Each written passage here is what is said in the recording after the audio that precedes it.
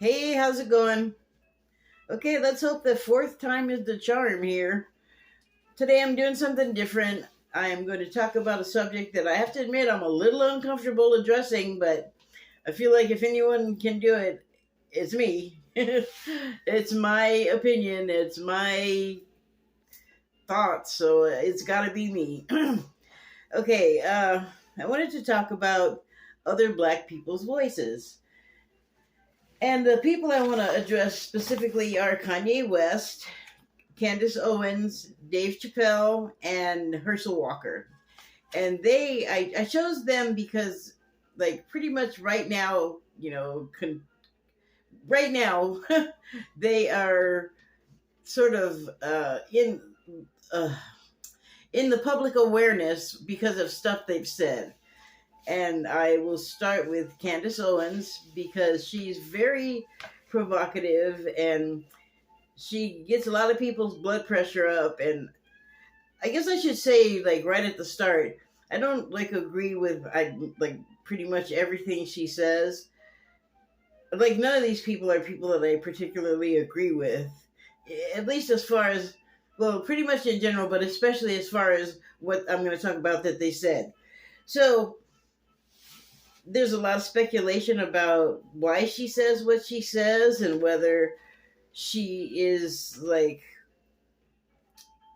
a pure person or if she's purchased with her opinions. Like, is she authentic, basically?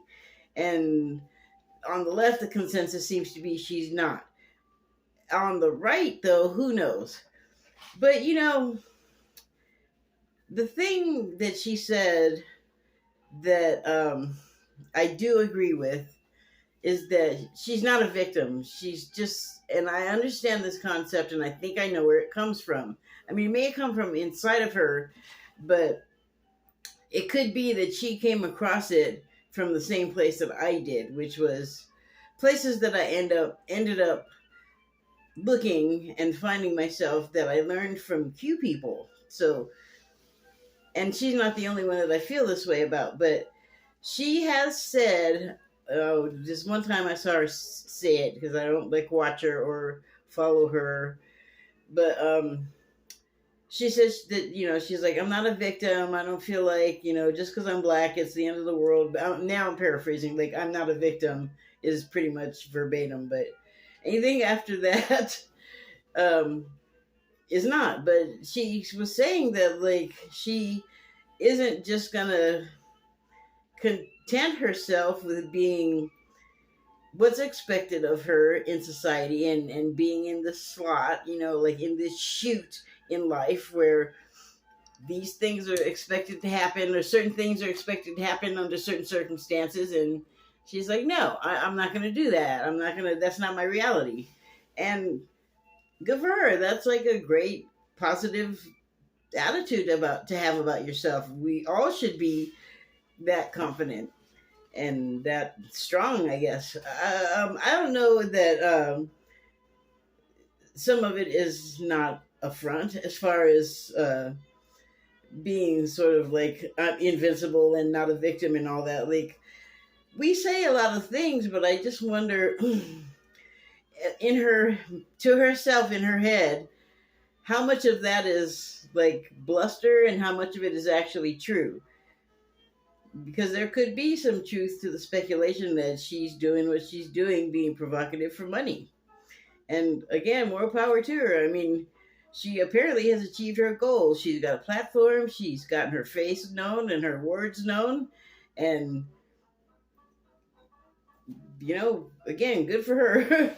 So, and then the next one I wanted to talk about was Kanye West because he said something that at the time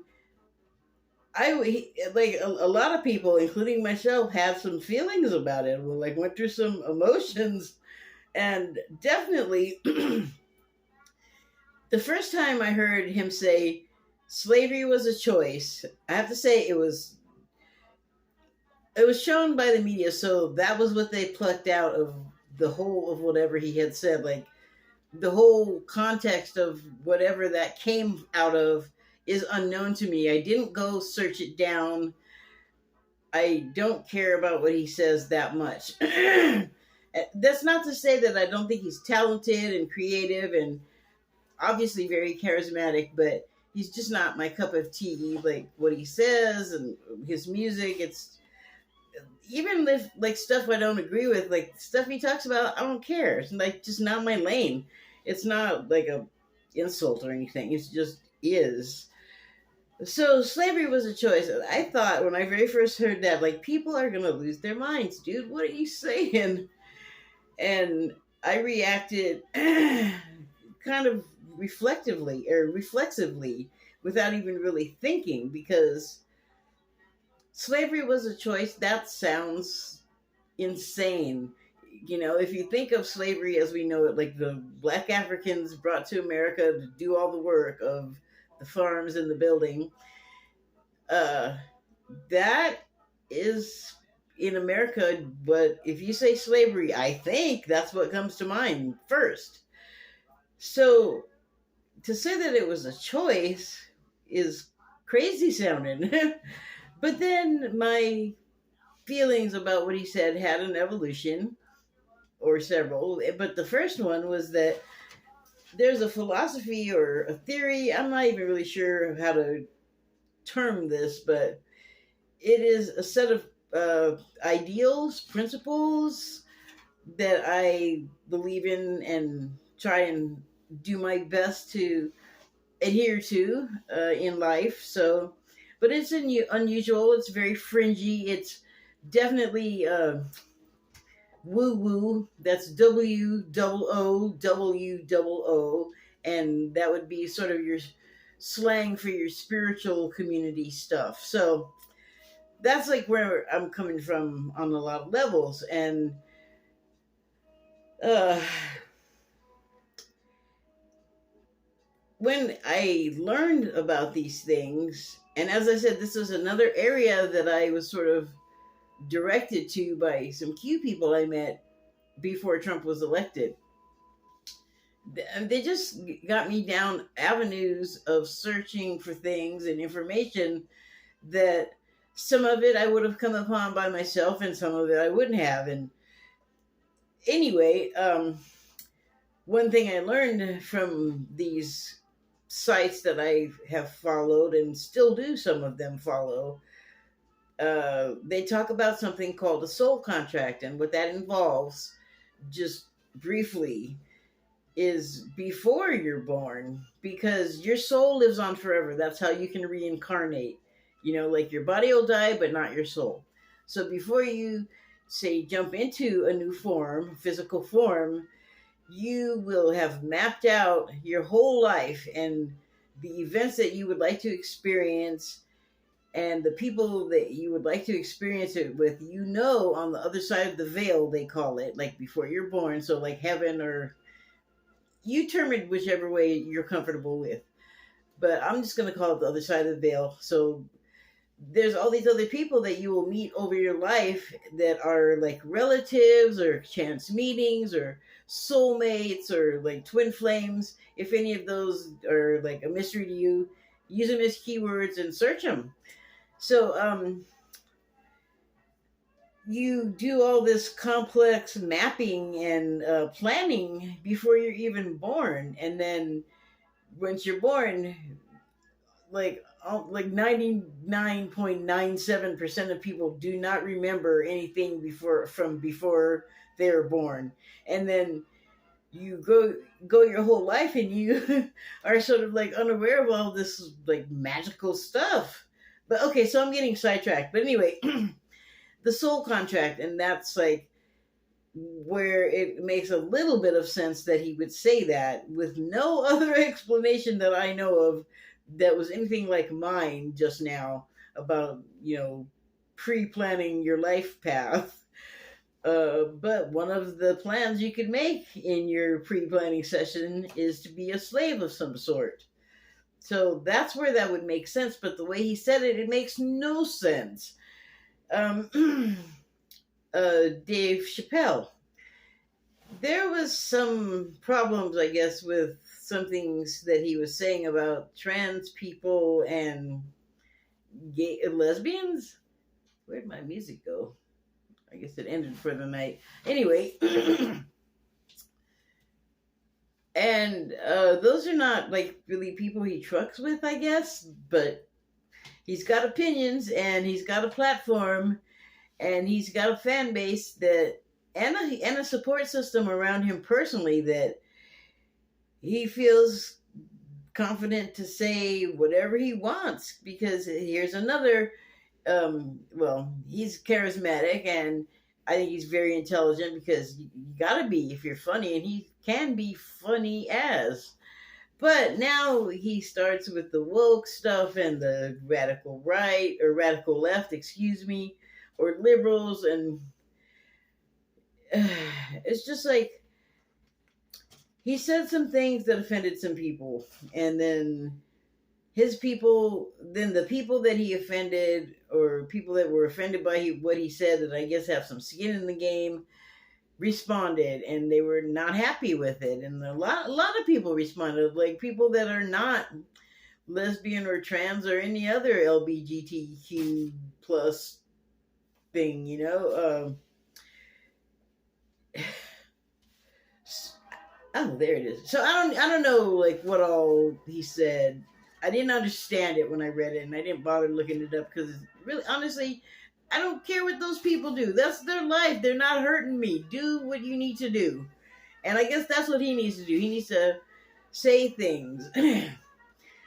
So I just feel like he's got that thing that I talked about a couple of videos ago or not too long ago, and but it's me with like 3 E's because it's like entitlement, but it's me. And it's like, I can say whatever I want. I'm famous. I got a bunch of money. You don't. I have this stage. I have this, whatever the platform is. And then I'm sure he understands that what he said hurt some people in some way. And yet he's like, yeah, but I can just say it though. My thing is like, why don't you care about how they feel, the people that you're saying things about? Like, I don't know, that's empty and weird. But then, like, when they answered back, he doubled down, and then his fan base, like, also just behind him, boom, like a huge wave. And he just still is just talking about it. And I don't watch his comedy anymore because he doesn't comedy. He complains like Lenny Bruce.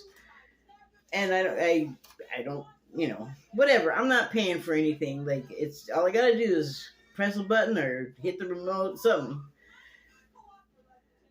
It's just the way that he keeps going back to it and not letting go of it. It's like, you won basically the first time. Why are you beating a dead horse? I don't understand it, and it's making me think of that he doth protest too much. So there's something else going on besides just giving his opinion with that stuff, and also the not letting go of it when people are like, hey, you know, that's offensive to me. And yeah, I'm a snowflake with feelings. What, you have no feelings? What are you, like a rock?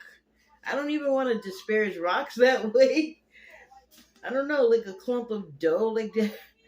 Compassion, it seems to be what is lacking, and that's a shame.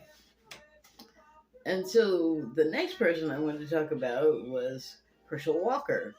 He said something a while back about why are there humans and still apes, and he was like, you have something to think about, right? And immediately people had a reaction, and it was like, what is he talking about? That's crazy, and it doesn't make sense. Well, in the woo-woo stuff that I was talking about, and actually it's not even woo-woo, it's like Sumerian. Well, it is not like Sumerian history. It is Sumerian history, like those old tablets that they translated like a few years back. Is a history, and it's not even history. Like, they just accounted for everything. They were really good at taking notes, those people. And so it talks about genetic manipulation of the humans and creating humans and things like that. And so, like a lot of things on this planet, they're not necessarily evolved from each other. A lot of maybe flora and fauna were seated here. And so, according to the stuff that I believe in, the crazy woo-woo stuff, and there's also Sumerian history, so we're humans planted here, seated. And one of the stories I remember, if I can do this fast, there were already like proto-humans, hominids, and uh, the Anunnaki came and did some genetic work on them. And, there's a whole story, so I'm not going to go into all of that. That can also be found adjacent to the other stuff that I was talking about, the woo stuff. Like, if you're looking at one of those things, all of that other stuff is going to kind of come along at some point. It's going to follow because it's all sort of in the same lane, in the same vein, and related. So, people like jumped all over him about that.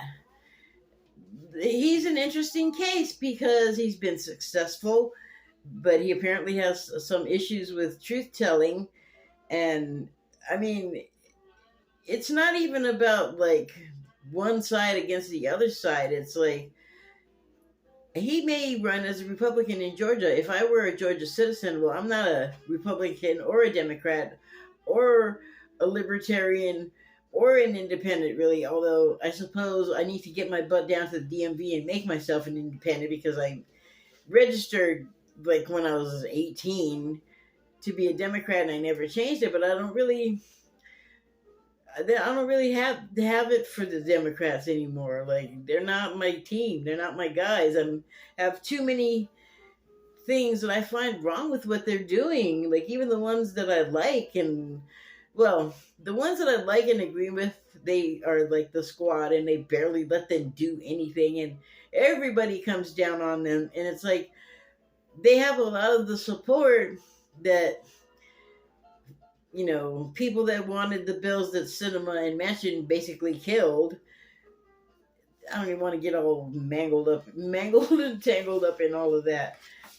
But, he's got, I guess, mental illness that's out there. And, he's dissociative disorder, I think is what it's called.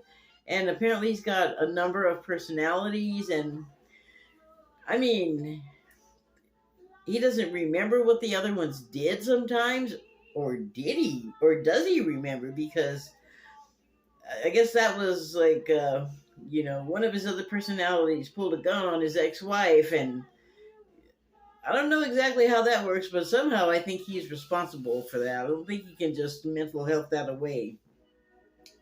I don't know. It happened a long time ago, so maybe he did mental health it away. He doesn't appear to have gone to jail or anything. But again, he's rich. So he could have bought his way. He has bought him some good legal out of that. Himself out of it, rather. But yeah, I mean, that's like a dicey choice for me. And he is supposed to be, according to some speculation, a puppet for various forces on the right. And he's got something going on with Trump, or he doesn't. And he and Trump both are kind of like, we do and we don't, because that's how they are. They say one thing 1 minute, and then the minute it's changed, and they say something else. And again, I don't really agree with anything that he has to say either. But I think I know where he's coming from with some of this, like the religious and evolution stuff. Like, he said something that drove people crazy that I heard about today about Jesus, and I think the thing that drove them nuts was the comparison. But it was weird for the people making the comparison because he was comparing himself to Jesus. But I think talking about like Jesus in a war and having guns and stuff, like one of those other right Congress people of the, I guess, anti-squad was saying that it was Bobert. If Jesus had an AK whatever AR-5, he wouldn't have had any problems. Like, I'm not religious either, but I know there's like much wrong with that, especially when you're talking about Jesus, because that no gun, no wars with people that's expressly against what he says. people just ascribe all kinds of stuff to him. But anyway, um, he says that he's not a puppet, which who wouldn't say that? I don't know what's going on with him. I really don't. I don't know what's going on with him and whoever he's hooked up with, but it definitely seems like he's got like handlers or backers or something. But the other thing that I find a little bit, if I lived in this state, I guess would say I find it concerning is you kind of get a truer sense of what's going on with the guy from his son Christian, who's been out and made videos. I'm not sure why he's doing it, but he seems like he's all pissed off with poor people and thinks that people that are not working enough for him need to stop being lazy and get back to, like, he has a problem with lazy people that are not working. And I'm like, okay, well, have your problem then, I guess, because what does it have to do with you? You don't have anything to do with these people or their jobs or their lives or their incomes or politics or blah, blah, blah. That's just your dad. But I bring him up and the way that he is about stuff because those are the kind of things you learn, the attitude you learn at home. So he's a true blue or true red Republican from the sound of it, because it's like apparently genetic or hereditary or something. So that is what I wanted to establish about those people. But the thing about them each is like they're kind of a part of the personality of this prize fighter, Jack Johnson. I read about him many years ago now, but I don't recall reading anything about him being in a lot of trouble, like having a lot of arrests. I can't imagine he wasn't arrested a couple of times, but I remember being amazed by how unmolested he was and with his lifestyle and himself. It's kind of admirable. But I have a feeling he would have fit pretty well in with these people because they're all kind of provocateurs. And I don't know that he was trying to be a provocateur. I think he just was. And I think that boxing and him came together and it was like a very fortuitous meeting, a marriage of cultures and I don't know, whatever. It was like a good move for him to become a boxer because I think it allowed him, again, a lot of leeway in a time where people were getting hung for a lot less than what he was doing. So yeah, and that's all I want to say about that. It's not like a criticism of any of them, really. It's not necessarily a celebration either. I'm not like huge fans of any of them except for Johnson. I like Chappelle humor, older stuff. But yeah, that's all I wanted to say. Thank you and good night.